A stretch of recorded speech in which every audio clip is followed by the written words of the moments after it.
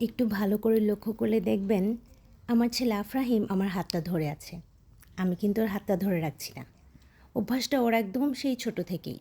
বাইরে বের হলে ও অন্য কারো হাতও এভাবেই ধরে রাখে কিনা আমি জানি না, কিন্তু ও আমার আর ওর বাবার হাত নিজে থেকেই এভাবে ধরে রাখে।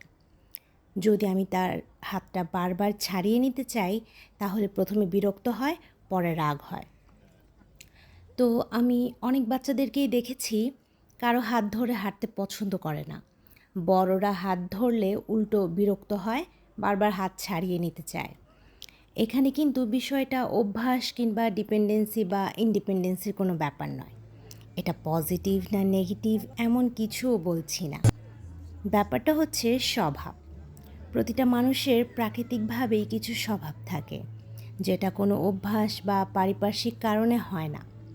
সেই স্বভাবগুলো আপনি চাইলেও পরিবর্তন করতে পারবেন না।